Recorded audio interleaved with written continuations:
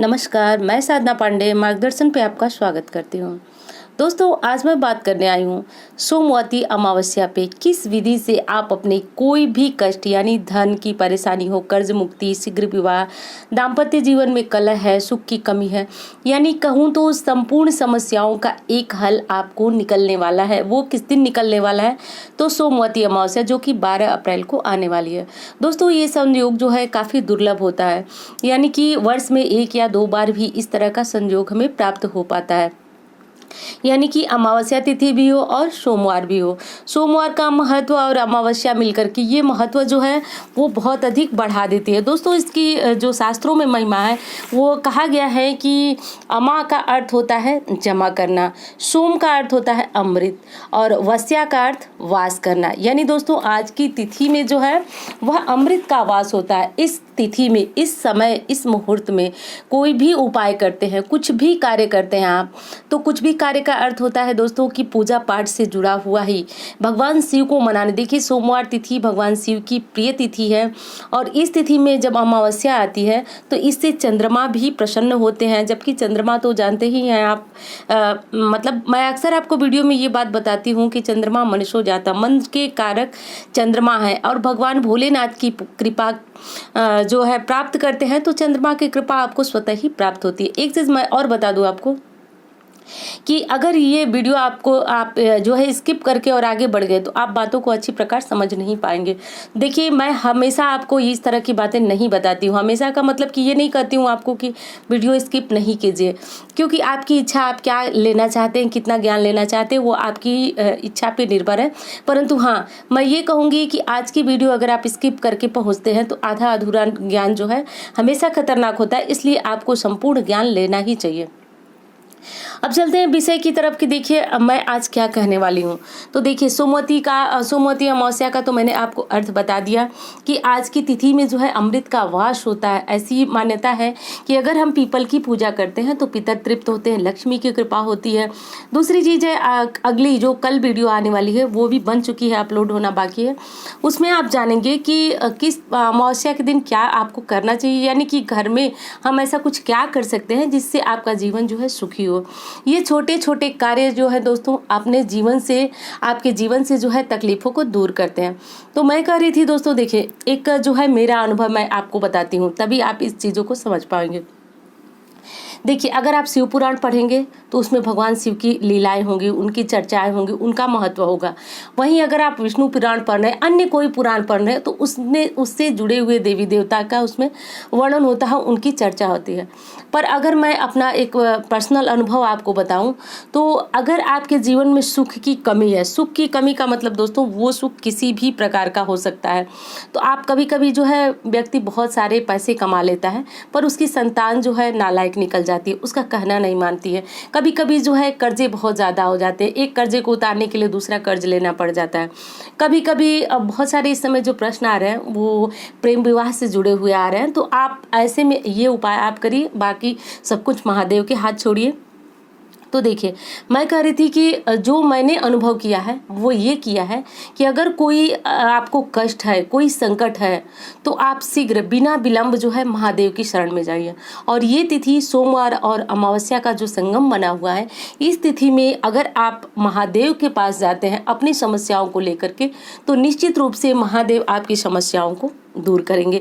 तो अब आप समझ गए होंगे कि मैं कहना क्या चाहती हूँ। देखिए, सभी देवी देवता अपने स्थान पे, हमारे शास्त्र में 33 कोटि देवी देवताओं का वर्णन है, सबका अलग अलग महत्व है, सबकी अलग अलग पूजा पाठ है। परंतु हाँ, एक बार फिर कहूँगी कि अगर कोई ऐसी समस्या आपको घेर ली है जिससे आप निकल नहीं पा रहे हैं और एक समस्या जाती है दूसरी आ जाती है, तो ऐसी स्थिति में आपको बिना विलंब आप जो भी पूजा पाठ करते हैं वो कीजिए, उसमें कोई समस्या नहीं। घर पे आप जिसकी भी तस्वीर रखें, मूर्ति रखें, फोटो, देखिए शिव का लिंग स्वरूप जो है वह पूजा जाता है। ऐसा जो है कि शिव पुराण में वर्णन भी है। आप सभी जानते हैं कि बाकी मंदिरों में देवी देवता की प्रतिमाएं होती है, पर हमारे जो शिव मंदिर होते हैं उसमें शिवलिंग रूप में ही पूजे जाते हैं।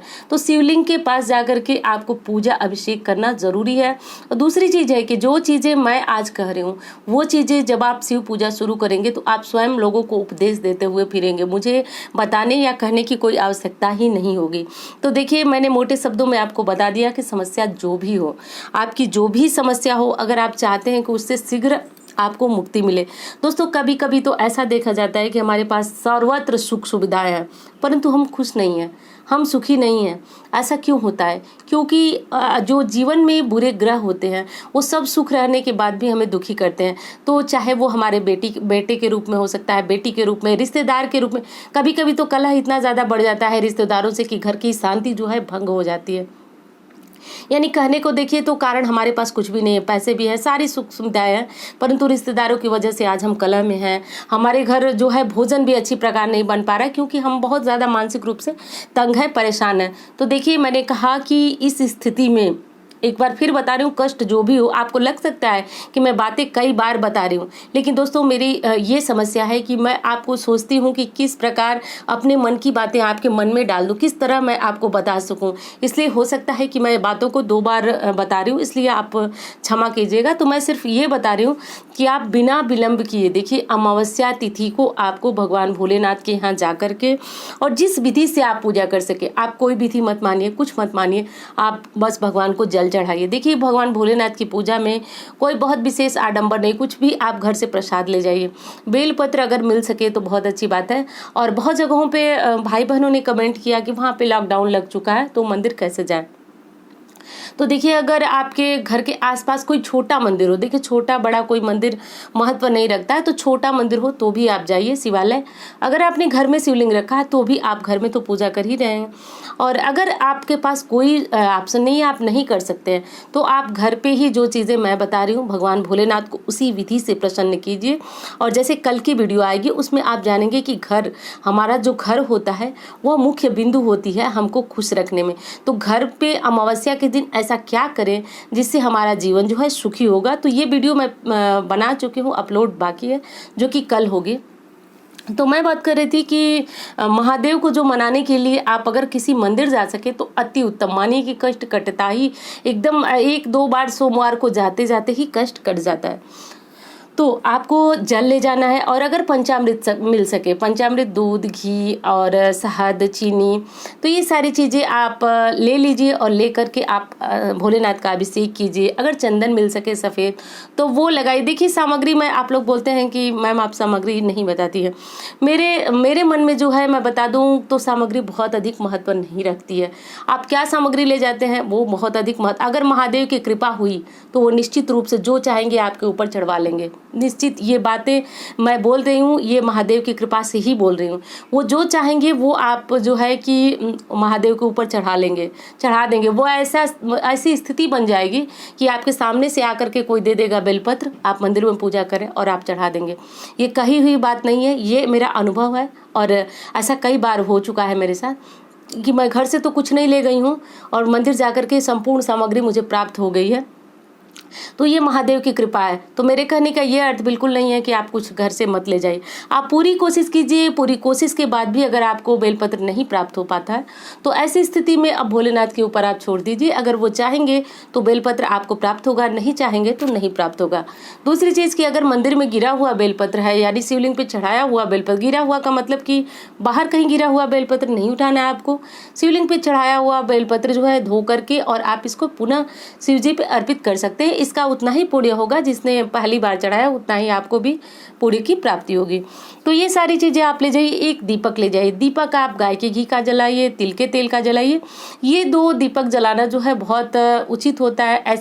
ऐसी मान्यता है कि इनसे जो है नवग्रह की भी शांति होती है। एक चीज़ और बता दूं दोस्तों कि जो भाई बहन ग्रहों की पीड़ा से कष्ट में, शनि, राहु, केतु, मंगल, जो भी दोष हो, आपको भोलेनाथ की पूजा से, यानी देखिए दोस्तों उनको महाकाल कहा गया, तो महाकाल की पूजा से जो है वो सारे कष्ट आपके कटते ही कटते हैं। और अगर आप किसी बड़े शिव मंदिर में जाते हैं, आपके यहाँ सौभाग्य से लॉकडाउन नहीं है, तो ऐसे में तो आपको वहाँ पे बेलपत्र, फूल वगैरह प्राप्त हो ही जाता है। नहीं होता है तो भी आप निराश ना हो, 1 लोटा जल और अगर चंदन आपको प्राप्त हो सके तो चंदन ले जाइए। गुड़, मिश्री, मुनक्का, जो भी चीज़ें आप घर में भगवान को अर्पित करते हैं, भोग लगाते हैं, वही शिव मंदिर में ले जाइए। बस उनके दरवाजे पर अपनी हाजिरी लगा करके आ जाइए। और दोस्तों मैं देखी हूँ, मेरा अनुभव है कि जीवन में अगर सुख की प्राप्ति चाहिए, आप चाहते हैं कि आपको सुख सच में जो आंतरिक सुख होता है उसकी प्राप्ति अगर चाहिए, तो आप सिर्फ और सिर्फ भोलेनाथ की शरण में जाइए। मैंने आपको सारी बातें जो है बिल्कुल उदाहरण के साथ बता दी। तो देखिए, बहुत सारे आपके प्रश्न आ रहे हैं कि किसी का मकान नहीं बन रहा है, किसी के ऊपर बहुत ज़्यादा कर्जा चढ़ गया, कोई प्रेम विवाह करना चाहता है। तो इसीलिए मैंने ये वीडियो बनाया कि इस अमावस्या तिथि को आप भगवान भोलेनाथ की शरण में जाइए। एक तो सोमवती अमावस्या, दूसरे में जो अमावस्या दुर्लभ होती है ये वाली, और तीसरी कि भगवान भोलेनाथ महाकाल, वो काल के देवता है, वो काल को भी काटते हैं, उनके अंदर इतनी क्षमता है। आप सभी जानते हैं कि मार्कंडे का जो काल था, उनके जीवन की जो डोर समाप्त हो गई थी, उनको महाकाल ने ही बढ़ाया, तो उनके अंदर इतनी शक्ति, इतनी क्षमता है कि वो काल को काटते हैं। तो इस जो समय है उसको आप दुर्लभ समय समझिए, उसको विलंब मत कीजिए। अगर कहीं नहीं हो सकता, लॉकडाउन की स्थिति है, तो घर में भी आप भगवान की पूजा कर सकते हैं। एक चीज़ है जो कि सबसे महत्वपूर्ण है, वो है हमारी श्रद्धा। नहीं तो आप पूरे जीवन जो है आप पूजा करते रह जाएंगे, जल चढ़ाते, क्योंकि देखिए भगवान भी देखते हैं कि आप क्या मन में लेकर के आए हैं उनके पास, समर्पित क्या है। दुनिया को दिखावे में तो हम लोग जल समर्पित करते हैं, बहुत सारी सामग्रियाँ समर्पित करते हैं, पर वास्तविक हम समर्पित जो करते हैं वो अपनी अंदर की भावनाएं समर्पित करते हैं। जल चढ़ाते समय या मंदिर जाते समय हमारी भावनाएं क्या है, ये बहुत महत्व रखती है। तो अगर आप किसी भी कष्ट से पीड़ित हैं दोस्तों, तो ये समझिए कि अगर आपके अंदर वास्तविक कष्ट है, तो शिवलिंग पे जब आप जल चढ़ाएंगे तो हो सकता है कि आपकी आंखों से आंसू भी निकले, और वो आंसू वहीं पे, अगर आपके आंखों से शिवलिंग पे जल चढ़ाते, कोई भी अगर ये वीडियो देख रहा है तो कमेंट कीजिएगा, अगर आंसू निकला तो वास्तविक वो आंसू अब महादेव के लिए, अब आपके लिए समझिए वरदान बन जाएगा। वो आंसू वहीं समाप्त होगा, आपका दुख वहीं कटेगा। तो आपको बस मैं जो कह रही हूँ, आप अगर इन बातों पे भी विश्वास करेंगे तो आपका कोई भी कष्ट नहीं रह जाएगा।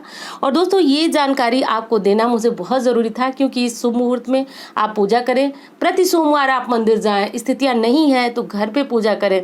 पर अगर काल को काटना चाहते हैं, समस्याओं से निपटना चाहते हैं, तो महादेव को भूलिए मत, उनकी शरण में जाइए, उनकी शरण में ही रहिए। उम्मीद करती हूँ जानकारी से आपको लाभ होगा। मिलती हूँ इसी तरह की वीडियो के साथ। धन्यवाद।